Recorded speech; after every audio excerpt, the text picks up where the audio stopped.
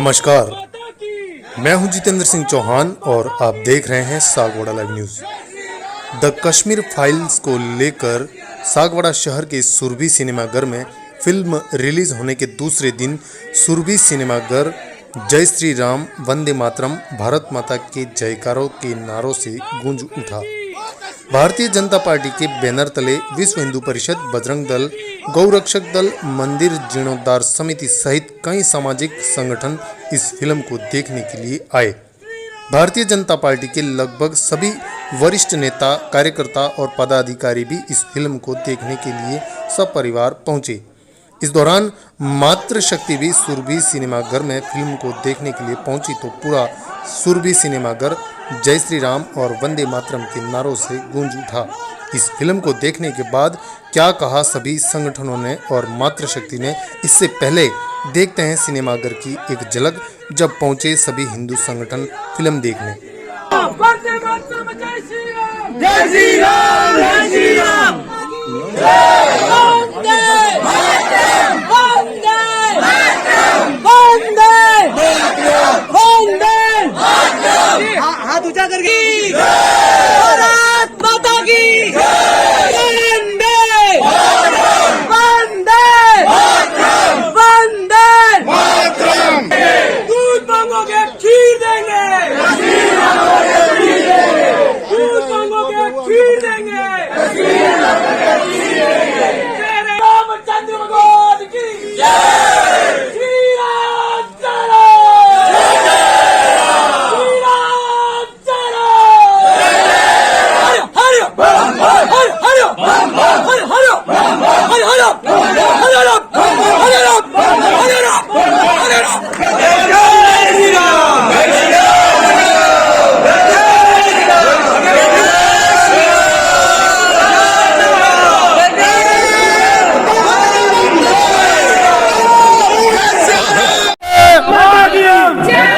वंदे वंदे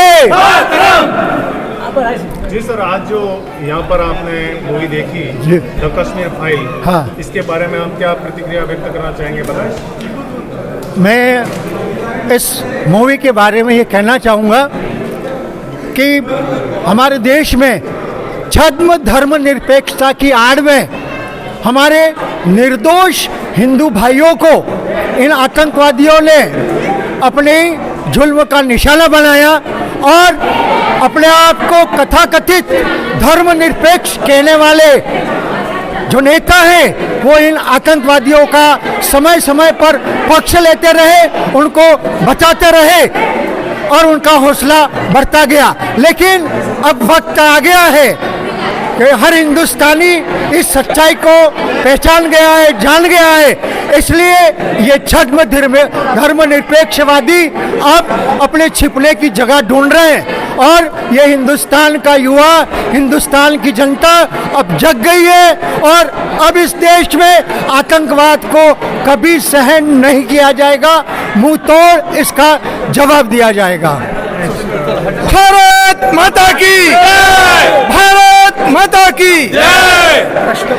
अब तक हम लोगों ने अपने इतिहास के प्रति जो खिलवाड़ किया गया है कि हमें सेकुलरिज्म के नाम पर झूठा इतिहास पढ़ाया गया, परंतु आरएसएस, संघ और हिंदूवादी संगठनों में कार्य करने के कारण प्रारंभ से ही हमने इतिहास में ये पढ़ा कि किस प्रकार से 1947 में दुनिया की सबसे बड़ी विभीषिका, जिसमें 20 लाख लोगों का मर्डर हुआ और 2 करोड़ लोग पलायन हुए, उसके बाद 19 जनवरी 1990 को एक बार फिर से हिंदुओं का मास पलायन इस पिक्चर में कश्मीर फाइल्स में जो तथ्यों के साथ बताया गया है वो काबिल तारीफ है। मैं देश की हिंदू जनता से यह अपील करता हूं कि इसको यूट्यूब और सोशल मीडिया पर न देख करके पिक्चर टॉकीज में मूवी देखी जाए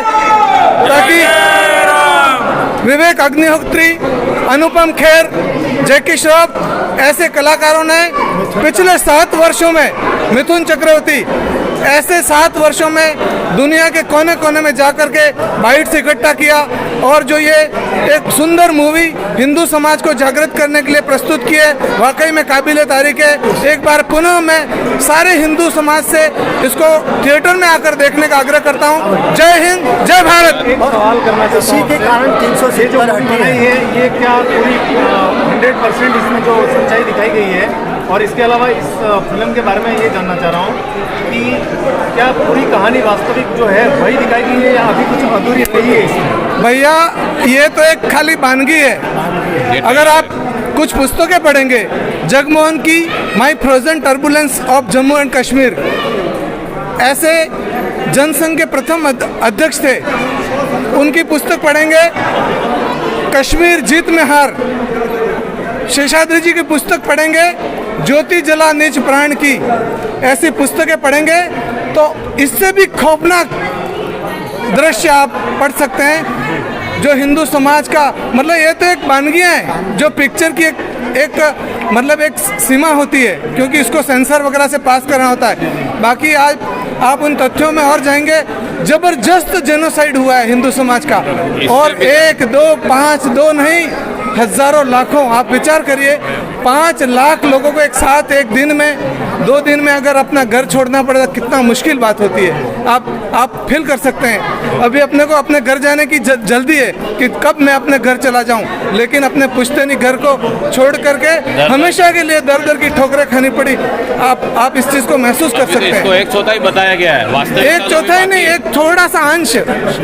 आप जम्मू, मैं स्वयं कश्मीर में 3 बार गया हूँ। जम्मू के कैंप्स में हम सब ने इन हिंदुओं की प्रताड़ना देखी है। 10 बाई 10 के टेंट में 25 लोग एक साथ, इधर माता बहनों की डिलीवरी हो रही है, इधर पर्दा लगा करके डिलीवरी करवा रहे हैं। ऐसा भयंकर वो हुआ है। एक बात और मैं बताना चाहता हूँ कि संघ के 96 वर्ष की तपस्या के परिणाम स्वरूप देश के अंदर वातावरण बना, राष्ट्रवादी सरकार बनी और धारा 370 हटी गई, 35 से धारा हटी। उसी का परिणाम है कि आज हम इस पिक्चर को देख पाए, वरना अगर 370 और 35 से नहीं हटी होती तो हम इस मूवी को नहीं देख पाते। धन्यवाद। आज बड़े ही हर्ष का विषय है कि मोदी जी के नेतृत्व में धारा 370 हटी, और उसके बाद ही आज हम सब महिलाओं को भी ये एक गर्व महसूस हो रहा है कि मोदी जी ने धारा 370 हटाई और आज ये मूवी को हम सब देख पा रहे हैं। मैं ज़्यादा कुछ ना कह के अधिक से अधिक महिला बहनें एवं सभी नागरिक बंधु एवं हिंदुत्ववादी सभी हिंदू धर्म के लोगों से अपील करना चाहूँगी कि आप अधिक से अधिक इस मूवी को देखें और इस मूवी का मतलब वास्तव में हमारे साथ ये कश्मीर में क्या हुआ है इसका वास्तव में ये ज्ञान लें, और जो भी अगर अत्याचार हुए हैं तो उसको आप सहन नहीं करेंगे। हिंदू के लिए अभी हिंदू जाग चुका है और हम सब इस मूवी को देख के आगे प्रोटेक्ट करेंगे, हम सबको सलाह भी देंगे। और मैं मीडिया से और पत्रकार महोदय से अपील करना चाहूँगी कि अधिक से अधिक शेयर करके इस मूवी को बढ़ाने के आगे मतलब विस्तारित रूप से दिखाने के लिए भी आग्रह करूंगी, क्योंकि ये तो एक ट्रेलर है, छोटा सा है। इसको आगे बड़े रूप में जो वास्तविकता जो घटनाएं वहाँ पर हुई है वो पूरी घटनाओं का एक बार और बड़ी फिल्म बने और हिंदुओं को जगाने की आपकी सहायता करें।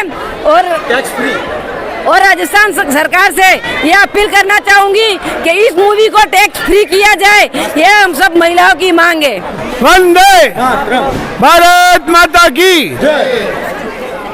वास्तविकता यह है कि हमारा मातृ संगठन राष्ट्रीय स्वयंसेवक संघ, उसके घटक विश्व हिंदू परिषद, जिसके माननीय अध्यक्ष अशोक जी सिंघल थे, और उनके नेतृत्व में 1984 में राम मंदिर को लेकर अयोध्या में जिस प्रकार से माहौल बनाया साधु संतों के द्वारा, उस समय बजरंग दल के कार्यकर्ता, उस समय अशोक जी सिंघल के साथ में साधु संतों की रक्षा के लिए, उस समय तत्कालीन जो सरकार थी उत्तर प्रदेश की, उन्होंने साधु संतों की रक्षा के लिए मना कर दिया था। तो उस समय हिंदू के युवान उन्होंने उनकी रक्षा के लिए एक संकल्प लिया और तब से बजरंग दल का गठन हुआ। उसके बाद में अयोध्या में 1988 में 1990 में कार सेवाएं हुई, 1992 में कार सेवाएं हुई। उस समय ये अलगाववादी ताकतें जब उनको पता चल गया कि उनका मस्जिद को गिरा दी है और उस समय ये ताकत उसकी जागृत हो गई और उन्होंने कश्मीर में हिंदू पंडितों के साथ में अत्याचार करके जो वहाँ के केसर और सेब के बागवानों के मालिक थे उनके साथ में अत्याचार करके 5 लाख हिंदू पंडितों को वहाँ से पलायन करवाया गया। जैसा कि पिक्चर में भी दिखाया गया, वास्तविकता यही है। और उसका बदला, राम मंदिर का बदला उन्होंने कश्मीर से चालू किया। अलगाववादियों ने पाकिस्तानी फंड से अलकायदा इस प्रकार से आतंकवादी संगठनों के द्वारा इस प्रकार से कश्मीर को जलाया गया, कश्मीर पंडितों को, हिंदुओं को वहाँ से निकाला गया। और इस मूवी में सही वास्तविकता, और मैं बता रहा हूँ हमारे इतिहास में आज तक जो भी पढ़ाया गया है, हमारे राजस्थान के इतिहास का देखो, पृथ्वीराज चौहान जो कितने महान योद्धा थे, उन्होंने मोहम्मद गौरी के साथ में 17 बार युद्ध किया, 17 बार मोहम्मद गौरी को परास्त किया और 17 बार मोहम्मद गौरी ने हथियार डाल दिए और पृथ्वीराज चौहान जी ने उनको माफ कर दिया था। एक बार, केवल एक बार पृथ्वीराज चौहान को मोहम्मद गौरी ने उसको हरा दिया। उसके बाद में गौरी ने उनका क्या हाल किए, उनको अफगानिस्तान ले गए। पृथ्वीराज जी चौहान जैसे महान योद्धा के उनकी आंखें फोड़ दी गई। ऐसा इतिहास आज तक कभी पढ़ाया नहीं गया। यहाँ तो हमेशा अकबर महान पढ़ाया गया।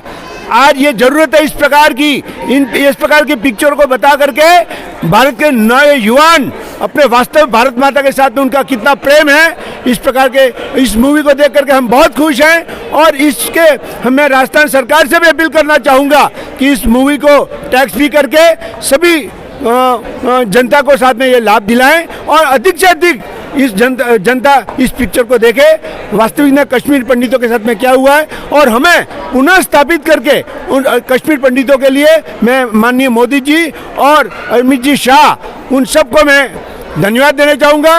और उस समय हमारे श्यामा प्रसाद मुखर्जी को भी मैं भूलूंगा नहीं, जिन्होंने कश्मीर के लिए अपना बलिदान दिया था। जय हिंद, जय भारत। ये फिल्म नहीं है, कश्मीरी फाइल्स कोई फिल्म नहीं है, ये फिल्म से बड़ी कश्मीरी पंडितों की वेदना है। और इस वेदना को मैं इस फिल्म के डायरेक्टर विवेक अग्निहोत्री को धन्यवाद अर्पित करता हूं कि उन्होंने जिस प्रकार से ये चित्रण करके भारत की जनता ने, मैं तो ये कह रहा हूं कि पूरी दुनिया को कश्मीर का सच दिखाने का उन्होंने जो प्रयास किया, उसके लिए उनको मैं बहुत बहुत धन्यवाद देता हूँ। कश्मीरी पंडितों के साथ आज तक क्या हुआ, आज तक हमने छोटे मोटे कहीं अखबारों में पढ़ा होगा, लेकिन इस फिल्म के माध्यम से जो बर्बरता दिखाई है, मासूम बच्चों के साथ जिस प्रकार गोलियों से उड़ाया गया है, मासूम महिलाओं के साथ जिस प्रकार बलात्कार किए गए, रातों रात एक फरमान जारी किया गया स्पीकर पे कि जितने भी कश्मीरी पंडित आज रात को यहाँ से रवाना हो जाओ और अपनी बीवियों को हमारे लिए छोड़ के जाओ, तो इससे बढ़कर दुर्दंता और भयानकता क्या हो सकती है। इस फिल्म के माध्यम से जो दृश्य हमारे सामने आए हुए, जब हमने इस फिल्म को देख के तो हमारे रोंगटे खड़े हो गए, क्या ऐसा भी कुछ हो सकता है। ऐसी दुर्दंता मैंने आज तक कभी देखी नहीं। और ये जो फिल्म में दिखाया गया है, ये नाम मात्र का एक ट्रेलर है, उससे कई ज्यादा गुना दुर्दंता कश्मीर में कश्मीरी पंडितों के साथ हुआ है।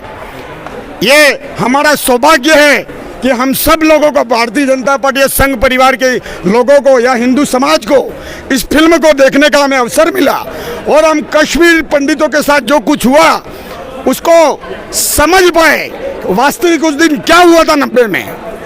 मैं एक बार पुनश्च इस फिल्म के डायरेक्टर को बहुत बहुत आभार प्रकट करता हूं और राजस्थान सरकार से ये मांग करता हूं कि इस फिल्म को टैक्स फ्री किया जाए, ताकि ज्यादा से ज्यादा हिंदू लोगों को ये फिल्म देख सके। और हमारे वास्तव में क्या हुआ था, जिस प्रकार से इस देश के इतिहास को तोड़ मरोड़ के पेश किया गया है, वास्तविक इतिहास से मरूम किया गया है। धारा 370 हटने के बाद हमारे ये हौसले बुलंद हो रहे हैं कि हमारा इतिहास वापस, जो ओरिजिनल इतिहास है, उससे हमें भारत के लोगों को, पूरी दुनिया को रूबरू कराया जाएगा। मैं प्रधानमंत्री मोदी जी का भी धन्यवाद देता हूँ, मैं अमित शाह का भी धन्यवाद देता हूँ कि उन्होंने लगभग मुश्किल काम को, असंभव काम को संभल करके दिखाया।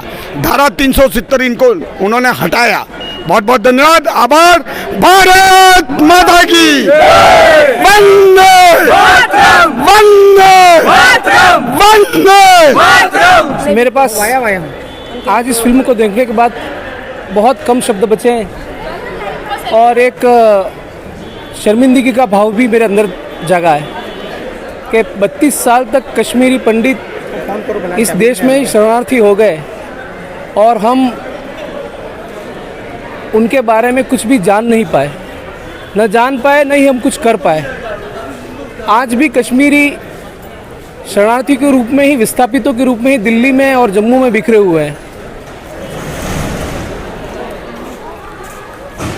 अब मैं यही कहूँगा कि वर्तमान की जो भी सरकारें हैं, जम्मू कश्मीर में जो भी है या फिर दिल्ली की जो केंद्र सरकार है, हालांकि उनके प्रयास बहुत ही अच्छे हैं कि उनकी वजह से ही 370 को हटाना संभव हो पाया, लेकिन अब इससे भी आगे जाकर इनके पुनर्वास की और उनकी सुरक्षा के लिए जो भी हो सके वो केंद्र सरकार करे और केंद्र सरकार के साथ साथ पूरे भारत में एक आम जनमानस में ये मांग उठे कि कश्मीरी पंडितों का पुनर्वास कश्मीर में शीघ्र से शीघ्र हो और उनकी सुरक्षा के लिए उन्हें हथियारों के लाइसेंस भी मुहैया कराया जाए ताकि वो अपनी सुरक्षा के प्रति आश्वस्त होकर कश्मीर में अपने पुनर्वास को सफलतापूर्वक पूरा कर पाएं।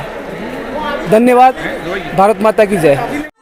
फिल्म देखने के बाद हर एक की आंखों में एक सवाल नजर आया, आखिर इतने समय से कश्मीरी हिंदुओं के साथ इतना अत्याचार और अन्याय हुआ, इसे हिंदुस्तान के सामने क्यों नहीं आने दिया गया। हालांकि यह बात सच है कि इस फिल्म में जो कहानी बताई गई है वह सच है, लेकिन अभी भी कुछ पहलू अधूरे हैं। कुछ कश्मीर की अनकही अनसुनी कहानी अभी भी इस फिल्म में छूटी हुई नजर आ रही है, लेकिन फिर भी इस फिल्म को बनाने वाले डायरेक्टर विवेक अग्निहोत्री को दिल से जय हिंद, जय भारत, वंदे मातरम। सागवाड़ा लाइव न्यूज, जी हाँ, लेटेस्ट खबर पाने के लिए चैनल को सब्सक्राइब कीजिए, वीडियो को लाइक कीजिए और शेयर कीजिए। धन्यवाद।